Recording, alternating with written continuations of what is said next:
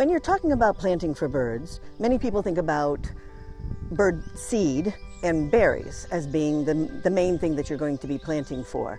But birds have a whole life cycle that we need to plan for and plant for when we're gardening. And so when they have their young, for example, they need many, many thousands of caterpillars. And the young does not eat seeds. Young eat caterpillars. And if they don't have caterpillars, they don't survive. It has been estimated that one single clutch of chickadees can take 6,000 to 9,000 caterpillars to raise. And that's a lot of caterpillars, and they only grow on certain things, and mostly they grow on native plants. The bang for your buck is in shrubs and trees. So let's start with the Amelanchier here. This is often called the service berry or June berry because it starts to have its berries. You can see them just on the edge there in June. But it's a great plant for birds. Amelanchiers are great in the sense that they support a lot of insects. They support a lot of caterpillars. And they are also a nice airy tree, as you can see, which is nice for the birds when they are feeding, which is why it's an excellent plant for right next to the feeder over here, because the birds can rest on the branches, see that there aren't any predators, fly easily to the feeder and back to your tree. So it's a great tree all around, plus it has the bonus of nice red foliage in the fall. We have lots of different dogwoods because they are very excellent bird plants. They have spring flowers for the pollinators and for flies and beetles and other things. This is a Cornus florida, the native Florida dogwood. And that's the one that's so familiar with the wide white bracts in the spring. And then this next to it is called Suida alternifolia. That one has white flowers. You can see the berries that have started there. And in the fall, that'll turn to bright red berries. And the great thing about all of the Cornus, all of the dogwood, is that those berries are perfect for migrating birds. There's a difference between the summer berries that other bushes have and the fall berries that dogwood have. They are higher in fat. And so for the birds that are flying south, that they really need the high value berries, it is absolutely vital that they get the right kind of berry.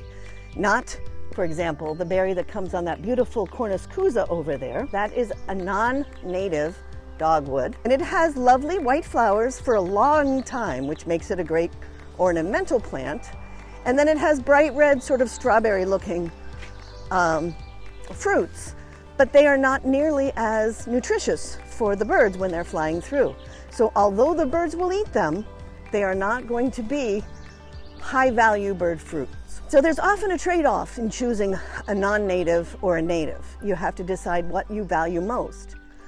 So this is another really high-value bird plant. This is a blueberry. They have little pink bell-shaped blossoms in the spring, which are visited both by bumblebees and by hummingbirds. And then they obviously have berries in the summer. This is the high sugar type. It's not meant for the migrant birds. It's really for the birds who are trying to get something to eat while they are feeding their young. And then in the fall, for us gardeners, it turns a beautiful shade of red. It also supports something like 250 different caterpillars. Functionally, however, your garden needs to support the birds in different ways.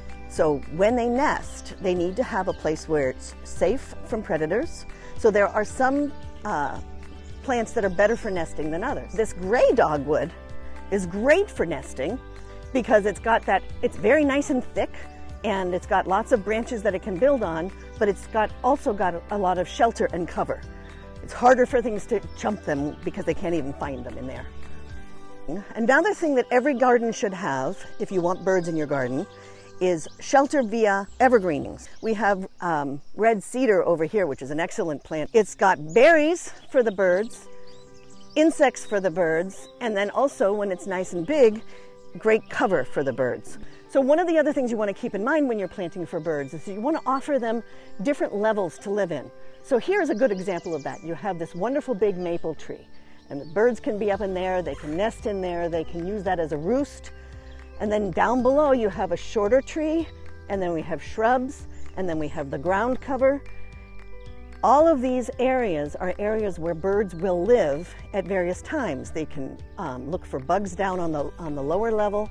They can look for caterpillars, and they can nest on the middle level, and they can nest and they can get insects out of the maple. Maples are, the seeds are very useful. They're eaten by a lot of birds and mammals. Instead of having mulch underneath your shrubs, if you have ground cover or just leaves, that offers birds a place to get food from that a simple mulch or even grass has no value for. Birds need seeds too. That's an important part of their diet, especially in the late summer. There are some birds that are actually vegetarian, so they'll only eat seed. Another good point about bird gardening is that you don't want to whack everything down and tidy it all up. This is really important, and I think this is a scourge on the landscape right now. People want their backyards to look as pristine and tidy and pretty as their insides. We can't go on that way. It's not a sustainable way of living. So going forward, what we need to do is think about changing our environments in our backyards. Instead of having whole carpets of lawn with occasional trees erupting out of them and then a house smack in the middle of it with a couple of shrubs around that, what I want us to do is change our mindset. Yes, lawn, a little lawn, with whole swaths of ground cover and shrubs and trees around it. Lots of stuff growing up and around it, intense growing of stuff that is native, that is food that is valuable, not just for our eyes, but for all of the things that live here. Because if we don't, we won't have those birds in our garden. We won't have the insects, we won't have the butterflies. We already know what's happened to the monarch. There are whole classes of insects and butterflies and birds that have suffered the same fate, are suffering the same fate, because they have the same problem. They don't have the support that they need from the environment that we have decided to make.